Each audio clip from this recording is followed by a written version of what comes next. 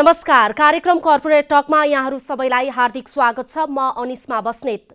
विशेष गरेर अहिले कोरोना बिमालाई लिएर नेपालमा सरकार, बिमा समिति र बिमा कम्पनीहरू बीच दोहोरी नै चलिरहेको अवस्था छ। कोरोना बिमा आफैमा बिमाको सिद्धान्त, मूल्य मान्यता र अन्तर्राष्ट्रिय अभ्यास विपरीत हुने गरी सुरु गरिएको भन्ने आरोप आइरहेका बेला सरकारका तर्फबाट बढेको दबावले नेपालमा सञ्चालित बिमा कम्पनीहरू नै टाट पल्टन सक्ने कम्पनीहरूको गुनासो छ। कोरोना बिमालाई बिमा समितिले गरेको एउटा ऐतिहासिक भूल भनिरहँदा यसबाट बिमा कम्पनीहरूको नाफामुखी स्वार्थ पनि उदाङ्गो भएको छ। यति बेला यसै क्रममा नेपालको बिमा क्षेत्रमा कोरोनाले पारेको समग्र प्रभाव र अबको रणनीतिका बारेमा कार्यक्रम कर्पोरेट टकको आजको अङ्कमा हामी कुराकानी गर्नेछौँ।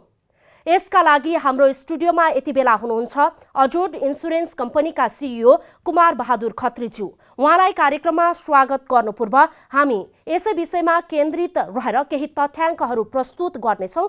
त्यसपछि पुनः हाम्रो आजको अतिथिलाई कार्यक्रममा स्वागत गर्नेछौँ। नेपालमा बिमाको विकास।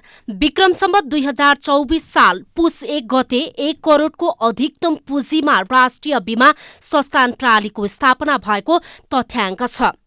त्यसपछि राष्ट्रिय बिमा संस्थान ऐन 2025 आएपछि राष्ट्रिय बिमा संस्थानमा परिवर्तन भयो। स्थापनाको प्रारम्भमा निर्जीवनमा बिमाको कार्य गरी 2029 सालदेखि जीवन बिमाको प्रारम्भ भएको तथ्याङ्क छ।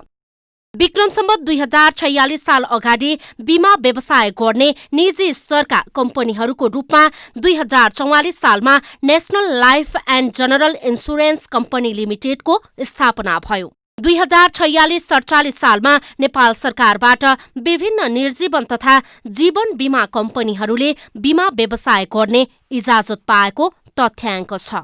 स्वागत छ यहाँलाई कार्यक्रम कर्पोरेट टकमा। धन्यवाद। आराम हुनुहुन्छ? आरामै। अहिले यहाँको व्यस्तता केमा छ? कसरी दैनिक बितिरहेछ?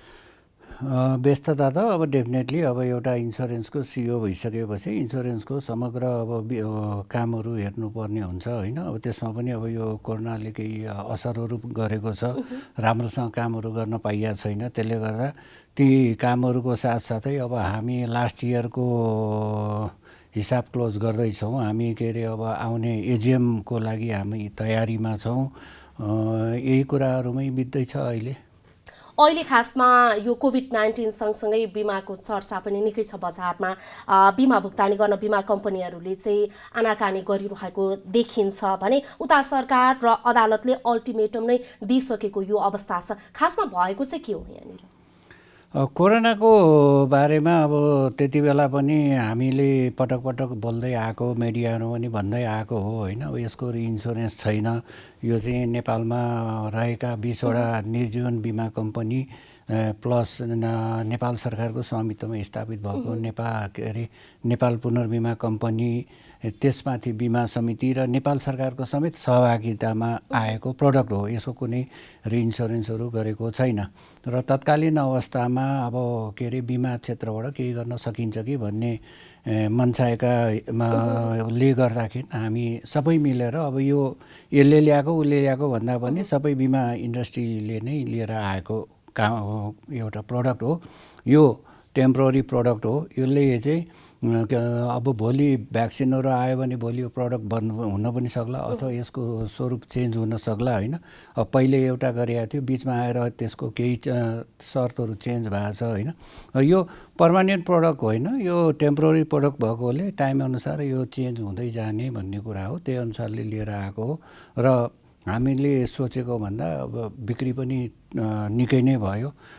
पोलिसीहरू र क्लेमको रेसियो पनि अलिकति बढी आयो र पहिले हामीले सोचेको हाम्रो के अरे यो प्रोजेक्सनभन्दा अलिकति फरक आयो। जुन किसिमले क्लेम पनि बढ्यो, इन्स्योर गर्ने व्यक्ति पनि बढे र त्यसमा केही बिचमा विकृतिहरू पनि देखिएको तपाईहरु छ। जसरी नाफा हुन्छ भनेर जानु भएको थियो त्यो अनुसार भएन तपाईहरु होइन होइन, यसलाई त नाफाको रूपमा हेरेकै होइन। हामीले त्यही बेला पनि पटक पटक हामीले मिडियाहरूमा बोल्दाखेरि यो चाहिँ हाम्रो सोसियल यो सर्भिसकै रूपमा हामीले सामाजिक उत्तरदायित्व अन्तर्गत केही काम गर्नुपर्छ भनेरै गरेको। यसलाई नाफाको हिसाबले नाफा हुन्छ भनेर गरेको होइन। यसलाई यदि नाफाको हिसाबले नहेर्नु भएको भए यति बेला जो बिमितहरू हुनुहुन्छ उहाँहरूले बिमा दाबी गर्नु भएको छ भुक्तानीका लागि यति धेरै आलटाल किन, जसरी समाचारहरू आइरहेछन्। फेरि सरकारले अर्थ मन्त्रालयले 3 दिनको अल्टिमेटम नै दिइसकेको छ। कारण चाहिँ के त फेरि?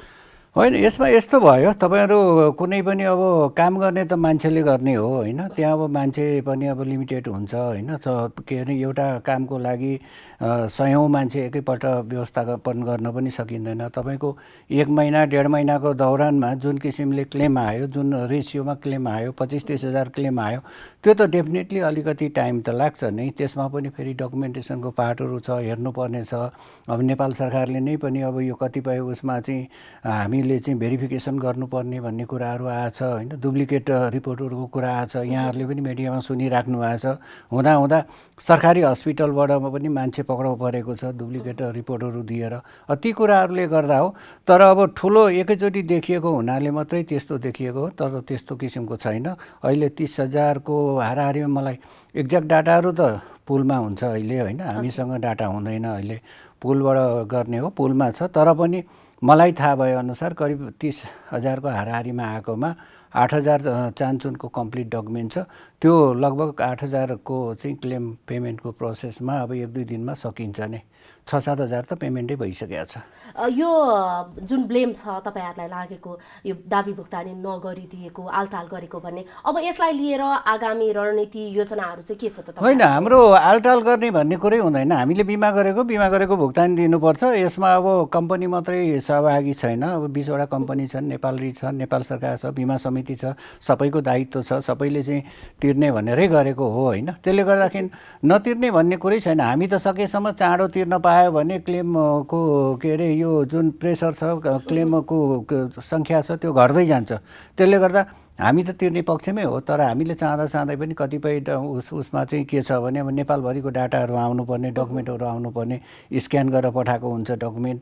अब प्राइभेटको भयो भने हामीलाई के अरे ओरिजिनल रिपोर्ट चाहिन्छ होइन, नागरिकता चाहिन्छ। अब क्लेमहरू आउँदा पनि तपाईँको हामीले मागेको 4-5 वटा डकुमेन्ट हो। एउटा क्लेम फर्म, अनि प्राइभेट भए के अरे ओरिजिनल रिपोर्ट, अनि गभर्मेन्टको भए फोटोकपीको रिपोर्ट, अनि नागरिकताको कपी, स्टाफ भए स्टाफको आइडी कार्ड, यो 4-5 वटा। अनि संस्थाको भए संस्थाको चिठी, 4-5 वटा डकुमेन्ट मागे हो। त्योभन्दा बढी मागे पनि छैन। तर त्यति माग्दा मात्रै पनि कुनै न कुनै एउटा न एउटा डकुमेन्ट चाहिँ मिस भएर आइरहेको हुन्छ कि, स्क्यान भएर आएको छ। अब उताबाट आउँदाखेरि ओरिजिनल डकुमेन्ट आउन टाइम लागेको छ। यी कारणहरूले हो। नभएदेखि हामी त रातो दिन हामीले ओभरटाइम राखेर काम गराइरहेछौँ। तर त्यस्तो हामीलाई के भने लिङ्गरिङ गर्ने, ढिलो गर्ने मनसाय हाम्रो कुनै पनि छैन, कुनै पनि कम्पनीको छैन, पुलको पनि छैन। यो जिम्मेवारी राष्ट्रको जिम्मेवारी हो, इन्सुरेन्स इन्डस्ट्रीको जिम्मेवारी हो। हामी त्यसमा पछि पर्नेवाला छैन। हामी तिर्ने उसमा प्रोसेसमा छ, गइरहेकै छ। अब अलिकति अजोट इन्सुरेन्सको कुरा गर्न चाहन्छु। अजोट इन्सुरेन्समा चाहिँ कोरोना बिमितको सङ्ख्या लगभग कति छन्, अनि बिमा दाबीका लागि चाहिँ कति सङ्ख्यामा आइरहेछ अहिले? यो ठ्याक्कै अजोट इन्सुरेन्सको भन्नलाई मिलेन होइन। पुलको हो, पुलबाटै हुन्छ, सबै डाटा पुलमै जान्छ। तर पनि अब हामीले चाहिँ पोलिसी इस्यु गरेको भनेको करिब ठ्याक्कै एक्ज्याक्ट अहिले डाटा त मसँग भएन। तर 5 करोडको हाराहारीमा हामीले प्रिमियम कलेक्सन गरेका छौँ। र अहिले हामी कहाँ आएको भनेको 1000 वटा जति क्लेम चाहिँ दर्ता भएको छ। केही क्लेम दर्ता हुन बाँकी छ। र लगभग 1000मा हामीले 300 जति चाहिँ हामीले हाम्रो कम्पनीको पुल मार्फत चाहिँ 300 करिबको त पेमेन्ट भइसकेको छ। यो लकडाउनको समय, कोभिडका समयमा चाहिँ समग्र अजोट इन्सुरेन्स लगायत समग्र इन्सुरेन्स कम्पनीहरूमा कस्ता खालका असरहरू देखियो? लकडाउनले देशको अर्थव्यवस्था नै डामाडोल भएको स्थिति छ होइन। देशमा कतिपय सेक्टरहरू ठप्प छ, जस्तो टुरिज्म सेक्टर ठप्प छ होइन। यता के अरे यो सार्वजनिक यातायातको क्षेत्र ठप्प छ। त्यसले गर्दा इन्सुरेन्स इन्डस्ट्रीलाई असर नपर्ने त कुरै आएन, असर त परेको छ होइन। तर पनि अब हामी आफ्नो उसमा चाहिँ अब गर्ने कुराहरूमा गरिरहेका छौँ। अब प्रिमियममा लास्ट इयरको हेर्ने हो भने नेपालको 3 महिना 4 महिना चाहिँ कोभिडले इम्प्याक्ट पार्दाखेरि हाराहारी 15% को रेसियो थियो के अरे यो वृद्धि राष्ट्रियमा चाहिँ राष्ट्रिय स्तरमा हेर्ने हो भने समग्र नेपालको बिमा क्षेत्रको बिमा शुल्कमा चाहिँ वृद्धि रेसियो चाहिँ करिब 15% को थियो। तर लास्ट इयर हामी यो 4 महिनाको इम्प्याक्टले गर्दा 6% को रेसियो चाहिँ देखिएको छ भने इम्प्याक्ट त देखिएको छ। तर पनि अब हामी आफ्नो उसमा गर्दैछौँ र भोलि देशले अर्थतन्त्रसँग अब बिमा भन्ने चिज अर्थतन्त्रसँग रिलेटेड हो, अर्थतन्त्रकै एउटा पाटोको रूपमा हो। हामी अर्थतन्त्रमा भए गरेका कामहरूको सुरक्षाको के अरे फिडब्याकको उसमा बसेका हुन्छौँ होइन। त्यसले गर्दाखेरि भोलि अर्थतन्त्रले कुन रूपले लिन्छ, भोलि त्यो सहज हुँदै गएपछि इन्सुरेन्स बजार पनि सहज हुन्छ। अर्थतन्त्र अहिले त केही चहल पहल भइरहेको छ, चलायमान बनिरहेको छ। त्यो सँगसँगै बिमा क्षेत्रमा चाहिँ यो कोभिडको असर सुधारोन्मुख भएको केही अनुभूति गर्नु भएको छ यहाँहरूले अथवा छैन? होइन, अहिले त इम्प्रुभ भएको छ, बिमा बजारमा पनि इम्प्रुभ त भइरहेको छ। अब केही सेक्टरहरू त अझ पनि अब बन्दैछ होइन, त्यो छैन। अब अहिले हेर्ने हो भने अब पब्लिक भेहिकलहरू पनि अब ट्रान्सपोर्टेसनहरू पनि चल्न सुरु गर्यो होइन। त्यसले गर्दा इम्प्रुभ त भएको छ, मार्केट इम्प्रुभ भएको छ, अब हुँदै जान्छ। अब यो अलिकति कम हुँदै गएपछि अब हाम्रो मार्केट पनि अब त्यहीसँग रिलेटेड हो, हुँदै जान्छ, इम्प्रुभ हुँदै जान्छ, अहिले पनि भइरहेकै छ। महामारीपछि चाहिँ बिमा क्षेत्रमा नेपालले अपनाउने नीतिहरू चाहिँ कस्तो छ अब? होइन, हामी कस्तो भने महामारी त यो अहिले एउटा आयो, भोलि अर्को आउला, पर्सि अर्को आउला, तर महामारीको बिमा चाहिँ हुँदैन। अब अहिले पछिल्लो टाइममा त केही कुराहरू इन्टरनेसनल मार्केटमा पनि थिए, तर त्यो पनि अहिलेको यो कोभिडको कारणले गर्दा कतिपय कुराहरूमा रिइन्सुरेन्सहरूले पनि क्लोज लगाइदिएको छ। अब त्यो चाहिँ अब यो के भने बिमाको उसमा चाहिँ नआउने भनेर उनीहरू चाहिँ एक्सक्लुजनहरूमा राखिदिएका छन् होइन। त्यसले गर्दाखेरि महामारी त आउँछ जान्छ बेग्लै कुरा भयो, तर बिमा क्षेत्र भनेको के भने नेपालको भनौँ विश्वको जहाँ पनि एउटा अर्थतन्त्रसँग त्यसको विकाससँग रिलेटेड हो, जति पनि कामहरू हुन्छ सबैको बिमा गर्नै पर्छ। एउटा सेक्युरिटीको ब्याकफोर्समा चाहिँ रहेको हुन्छ होइन, मेरुदण्डको रूपमा रहेको हुन्छ र बिमा त रहि नै रहन्छ। अब त्यसमा अब हामीले भोलिका दिनमा अब कसरी जाने भन्ने कुरा केही अब रणनीतिहरू बनाउनु पर्ला, उ गर्नु पर्ला आफ्नो ठाउँमा। तर आफ्नो जुन मार्केट छ, जुन हाम्रो प्रडक्टहरू छ, तिनीहरू त एज वेल चलिरहन्छ, रेगुलर रूपमा चलि नै रहन्छ। जस्तो नेपालको परिवेशमा चाहिँ अहिले बिमाको अवस्था कस्तो छ? यो कतिको स्कोपयुक्त क्षेत्र हो नेपालको लागि? होइन, नेपालमा स्कोपै नभएको होइन। अब वर्षैपछि बिमाको दायरा पनि बढ्दै गएको छ, बिमाको अब रेसियोहरू पनि बढ्दै गएको छ। अब 6-7 वर्ष अगाडि 5-7 अरबको मार्केट अहिले अब 27-28 अरबको मार्केट बनेको छ होइन। त्यसमा पनि स्पेसली अझ के अरे भोलि नेपालको विकास समृद्धि सँगसँगै बिमाको बजार पनि बढ्दै जान्छ होइन। र स्पेसली अहिलेको स्थितिमा हामीले हेर्ने भनेको हेल्थको सेक्टरमा बढाउन सकिन्छ, कृषिको सेक्टरमा बढाउन सकिन्छ, पशुपन्छी बिमाको सेक्टरमा अझ पनि बढाउन सकिन्छ। अझ पनि बिमा कम्पनीहरू मफसल अब सानसानो एरियाहरूमा जान सकेको छैन होइन।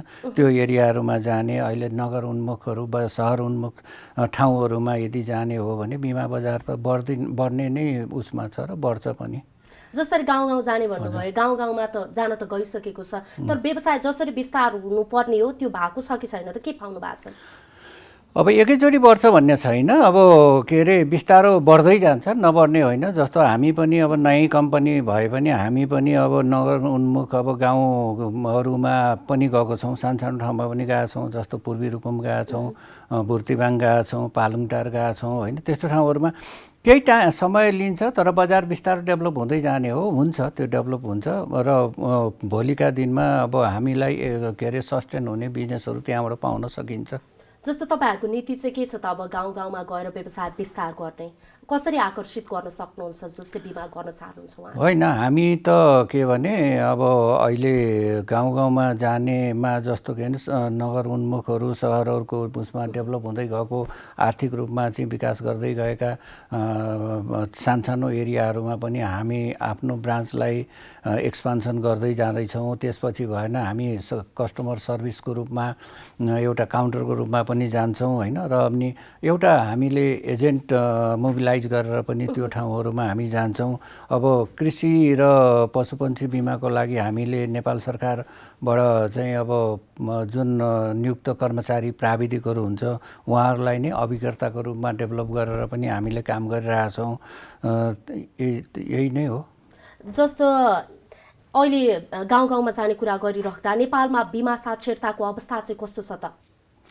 बिमा साक्षरता अब भने जति त पुगेको छैन र पहिलेको भन्दा अहिले त अलिकति बिमाको बारेमा जागरुक मान्छेले बुझ्ने गर्ने भन्ने चाहिँ छ।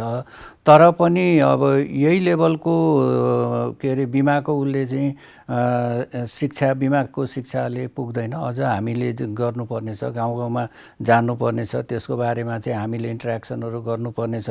र पछिल्लो समयमा बिमा समितिले पनि र कम्पनीहरू पनि मिलेर एउटा स्थानीय निकायसँग चाहिँ अन्तर्क्रिया कार्यक्रमहरू सञ्चालन गर्ने, उहाँ त्यहाँ गएर चाहिँ बिमाको बारेमा जानकारी गराउने, बिमा गर्न प्रेरित गर्ने, ती कामहरू चाहिँ गरिरहेछौँ।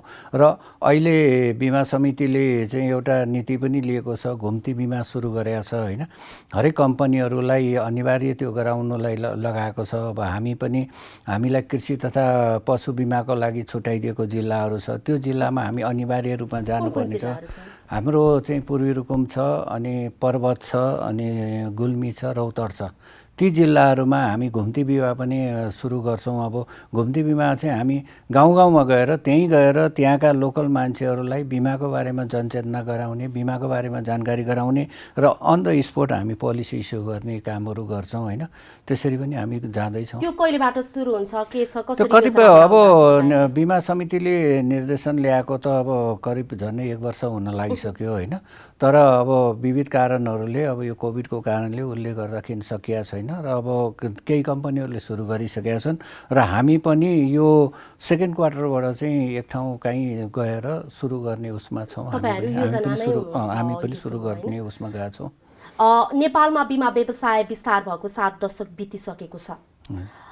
यो अवधिमा आइपुग्दा नेपालमा भएको बिमा बजारको विस्तारलाई चाहिँ यहाँले कसरी मूल्याङ्कन गर्नुभएको छ?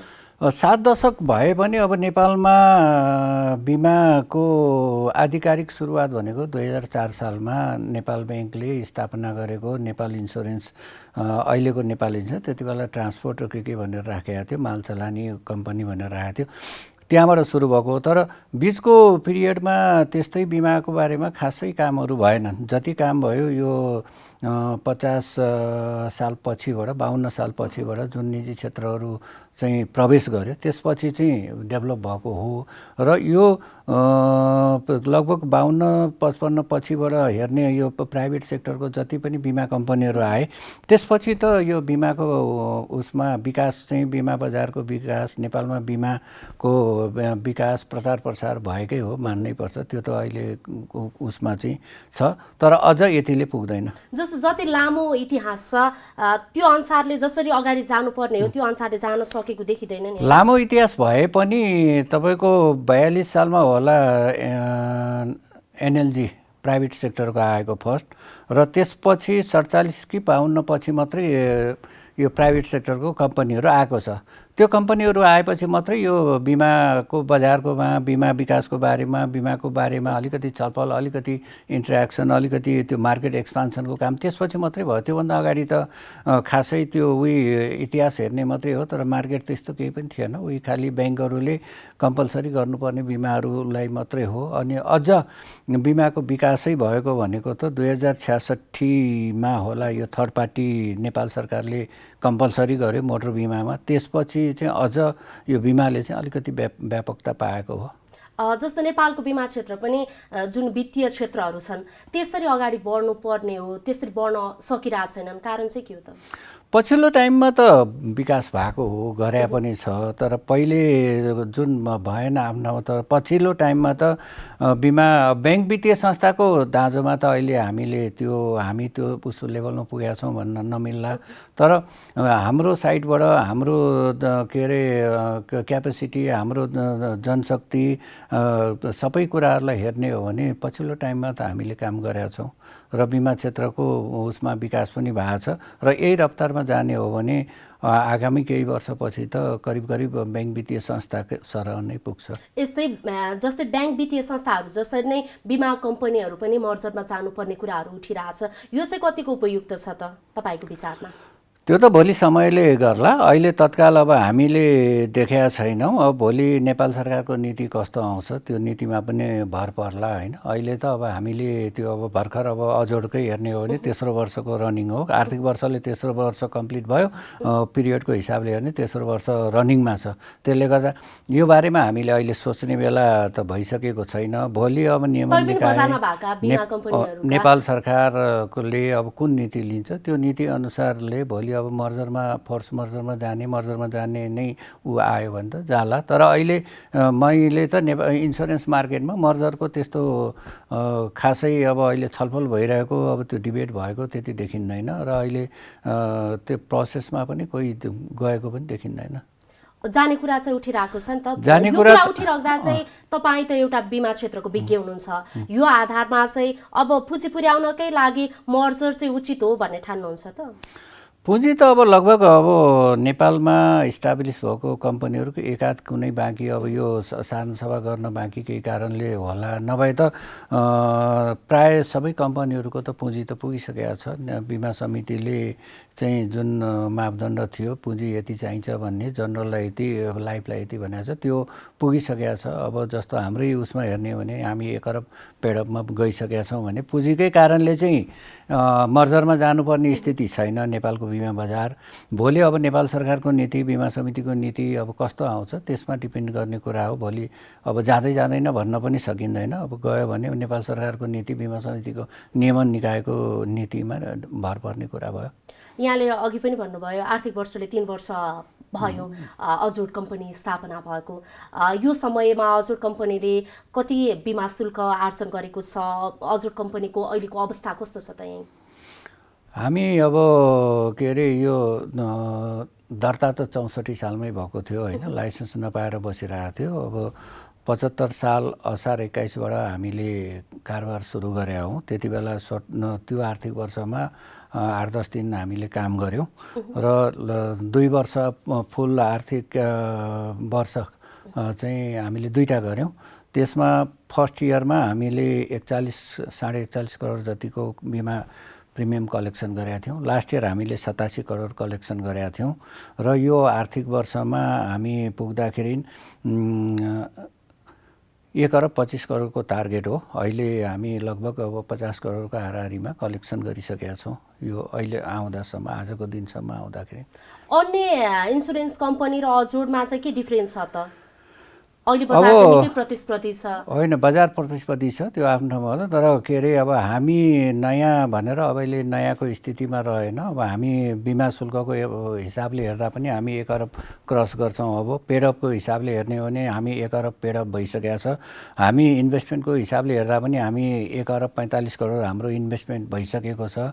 र अब यो शाखा सञ्जाल नै हेर्ने हो भने हामी अब अहिले हेड अफिस समेत 42वटा 41वटा शाखा, हेड अफिस समेत गरेर 42, त्यसपछि ग्राहक सेवा 2टा, त्यसपछि यो बिमा काउन्टर 3टा गरेर हाम्रो नेटवर्क पनि होल नेपालभरि नै 7 प्रदेशमा चाहिँ हामी आफ्नो सेवा विस्तार गर्न सक्षम भइसकेका छौँ र मेन पावरको हिसाबले गर्दा पनि हामी लगभग अब अहिले 235 को हाराहारीमा हाम्रो मेन पावर छ।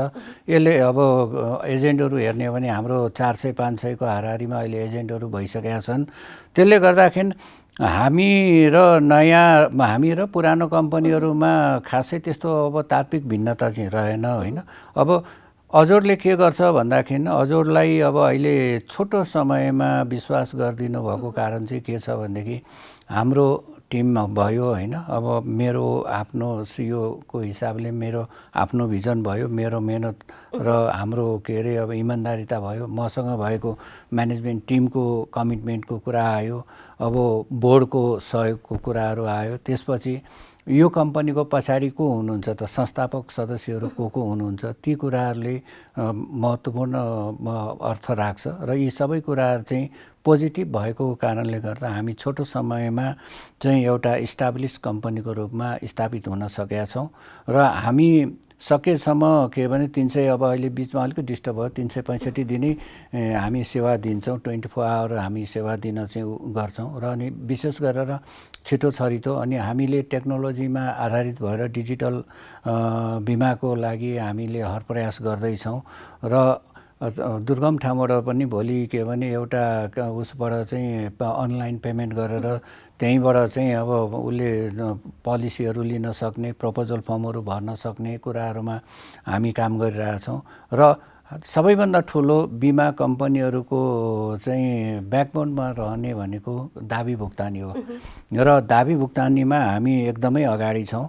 हामी 2 लाखसम्मको दाबी भुक्तानी चाहिँ स्पोट पेमेन्टबाटै गर्छौँ, सर्भेयर पठाउँदैनौँ, अफिसबाटै इन हाउस हेरेर चाहिँ दाबी भुक्तानी गर्छ र हाम्रो विगत 2 वर्ष 3 वर्षको डाटा हेर्ने हो भने पनि हामी करिब 90% क्लेम चाहिँ सेम इयरमा चाहिँ हामी भुक्तानी गरेका छौँ र यसै वर्ष पनि हेर्ने हो भने करिब 50% हो। कोभिडको नम्बर ठुलो छ होइन, कोभिडको नम्बर ठुलो भएको कारणले मात्रै हो, नभएदेखि 1300 पेन्डिङ हुँदा हामीले 1000 प्लस चाहिँ के अरे क्लेम फाइलहरू सेटल गरेका छौँ र यदि कोभिडको हटाउने हो भने हाम्रो आफ्नो कोर प्रोडक्टमा हेर्ने हो भने करिब 90% चाहिँ क्लेम हामीले सेटल गरेको छ अहिलेको स्थितिमा पनि र हामी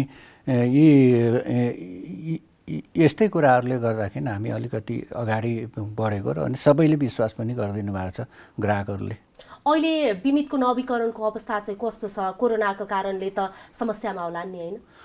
नवीकरणमा त्यस्तो समस्या छैन। अब बिचमा अलिकति यो भेहिकलहरूको केसहरूमा अलिकति प्रब्लम थियो, सार्वजनिक सवारी साधनहरूमा अलिकति समस्या छ, तर त्यसमा पनि अब इन्सुरेन्सको सेक्टरबाट अब बिमा समिति नेपाल सरकारकै बजेटमा पनि परेको कुराहरू बिमा समितिले कोअर्डिनेट गरेर हामीले के भने लकडाउन डिस्काउन्टहरू दिएका छौँ, बन्द भएको फ्याक्ट्रीहरूको पनि डिस्काउन्टहरू दिएका छौँ होइन।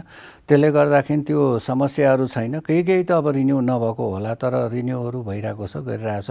तर हामीले कोभिडको कारणले भिक्टिम भएको क्लाइन्टहरूलाई एउटा कोभिडको त्यो पिरियडको प्रिमियममा छुट दिएर पनि अहिले नवीकरण गर्दाखेरि हामीले अब के अरे फ्याक्ट्रीहरूमा 183 दिनसम्मको छुट दिएका छौँ र मोटर भेहिकलहरूमा चाहिँ अब त्यो स्टेज हेरेर छ, कुनै अब 45 दिन छ, कुनै अब 83 दिन छ, कुनै 80 दिन छ, कुनै अब यो सार्वजनिक सवारी साधनहरू त करिब झन्डै 6 महिना चलेन, 6 महिनासम्मको पनि हामीले चाहिँ सर्टेन प्रिमियम चाहिँ छुट दिएका छौँ।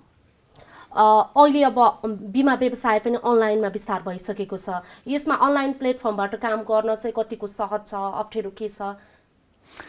होइन, अब कुनै पनि कुराहरू त सहज त हुँदैन होइन। हामी प्रयास गर्दैछौँ र हाम्रो उद्देश्य पनि प्रविधि मैत्री भएरै जाने भन्ने सोच हो होइन। त्यसले गर्दा भोलिको दिनमा हामीले चाहिँ अब digital marketing, digital payment, digital policy issue गर्ने कुराहरूमा हामी पछाडि के अरे लागिरहेकै छौँ होइन।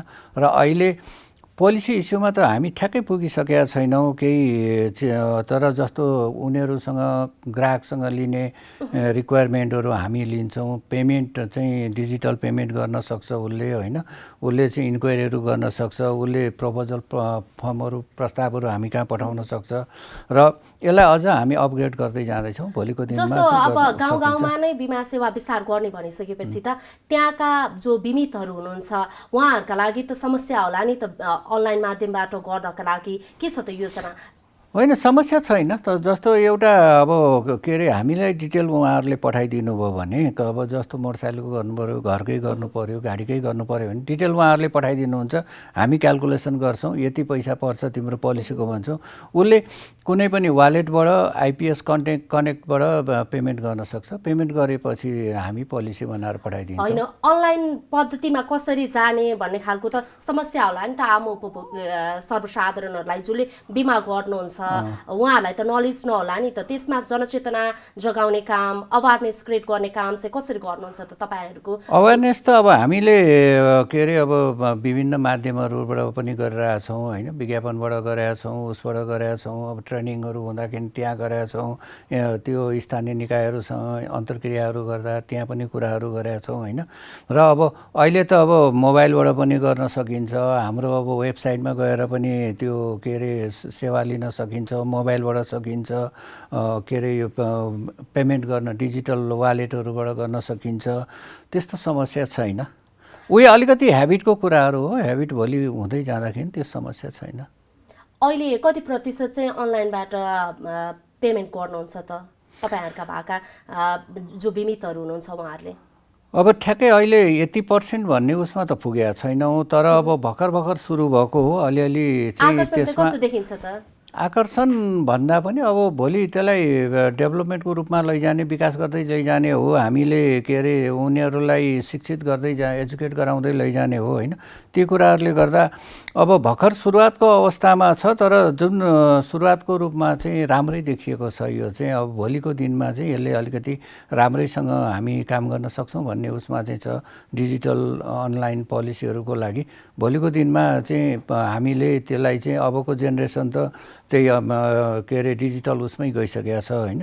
त्यसले गर्दा भोलि गर्न सकिन्छ। अहिले त अब हाम्रो सुरुवाती फेजमा छ। खासै अब त्यो डाटाको रूपमा यति आउँछ भन्ने अहिले त्यस्तोमा चाहिँ छैन, तर जे होस् रेस्पोन्स राम्रो छ। आम सर्वसाधारणले चाहिँ अजोड इन्सुरेन्समै किन बिमा गर्ने अरू कम्पनीमा नगरेर? अजोड इन्सुरेन्समा भने एउटा अब कम्पनीको अब गुडविलकै हिसाबले पनि 3 वर्षमा चाहिँ छोटो समयमा पनि राम्रो भएको छ होइन।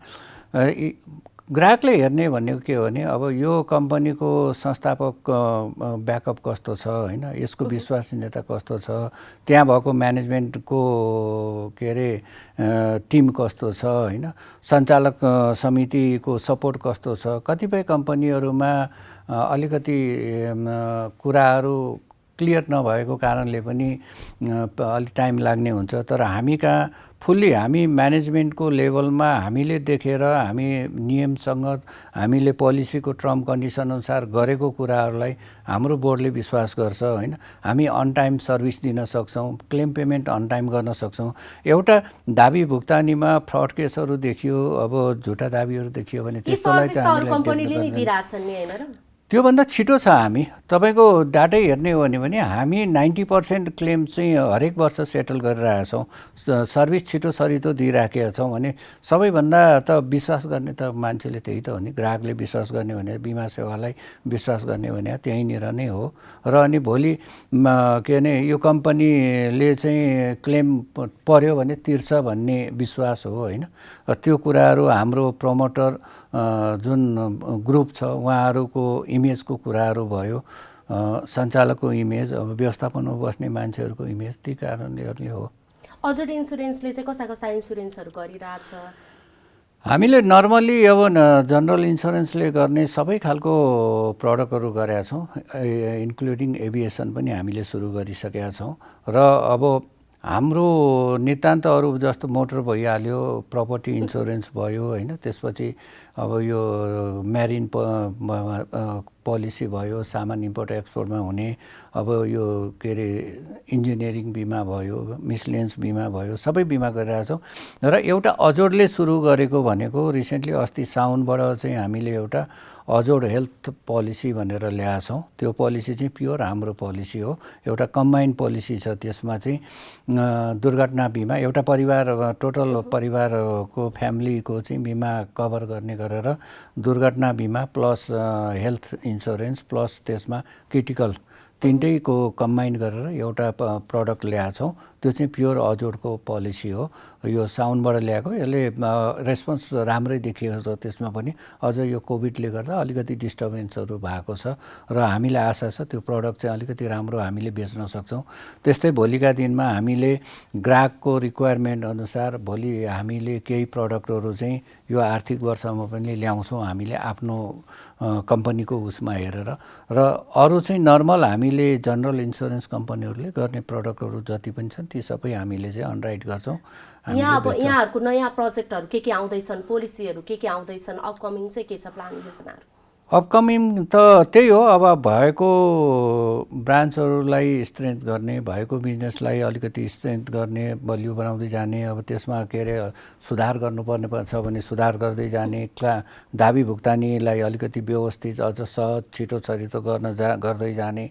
भोलिका दिनमा डिजिटल अब मार्केटिङ, डिजिटल पोलिसी इस्युको बारेमा अझ वर्कआउट गरेर त्यसलाई कसरी चाहिँ छिटो छरितो गर्न सकिन्छ, एउटा दूरदराजमा भएका मान्छेहरूलाई पनि सेवा कसरी दिन सकिन्छ। र भोलिका दिनमा हामीले के अरे यो कृषि तथा पशु बिमालाई अलिकति अझ प्रायोरिटीका साथ राखेर त्यो प्रडक्टलाई कसरी हामीले बेच्न सक्छौँ ती कुराहरू रह्यो। र अर्को कुरा अब हामीले नयाँ अब केही प्रडक्टहरू अझ ल्याउँदैछौँ होइन। अब त्यो के अरे हाम्रो उसमा प्रोसेसमा छ, त्यो आइसकेपछि त्यो प्रडक्टहरू पनि आउँछ। र समग्रमा कम्पनीलाई एउटा बलियो कम्पनी प्रतिस्पर्धीको रूपमा नेपाली बिमा बजारमा चाहिँ उभ्याउने जुन हामीले प्रयास गरेका छौँ त्यसलाई चाहिँ अझ सशक्त ढङ्गमा अगाडि बढाउँदै जान्छौँ। हामी कार्यक्रमको लगभग अन्त्यतिर आइपुगिसकेका छौँ। अन्त्यमा बिमा क्षेत्रमा तत्काल सुधार गर्नुपर्ने कुराहरू चाहिँ के छ त? बिमा क्षेत्रमा सुधार गर्नुपर्ने त धेरै कुराहरू छ। जस्तो के भने अहिले तपाईँको के अरे उसमा बिमा ऐन नै के अरे पास भएको छैन। 3-4 वर्षदेखि संसदमा चाहिँ पेन्डिङमा छ होइन। लास्ट इयरको संसदबाट पास होला कि भनेको त्यो पास भएन। र यदि छिटोभन्दा छिटो बिमा ऐन चाहिँ आइदियो भने त्यसले पनि धेरै कुराहरू चाहिँ उसले चाहिँ कभर गर्छ। जो अहिलेको नयाँ ऐन आएपछि बिमा ऐन पास गराउनको लागि तपाईँहरूको पहल चाहिँ के हुँदैछ त? होइन, हाम्रो पहल हामी त्यहाँ छलफल सबै सकिसकेको हो, पास हुने स्थितिमा थियो, त्यो रोकिएको छ। अब आउने संसदबाट के अरे आशा गरौँ भोलि पास होला। त्यसले गर्दाखेरि त्यसले पनि धेरै कुराहरूलाई सुधार गर्छ। अब जस्तो हामीले चाहिँ क्यासलेसमा पेमेन्टमा जाने भनेर भनेका छौँ। अब अहिले थर्ड पार्टी एडमिनिस्ट्रेटर टिपिएको जुन ऊ छ परिकल्पना गरेका छ होइन। अब यहाँ रिइन्सुरेन्स ब्रोकरको परिकल्पना गरेका छ।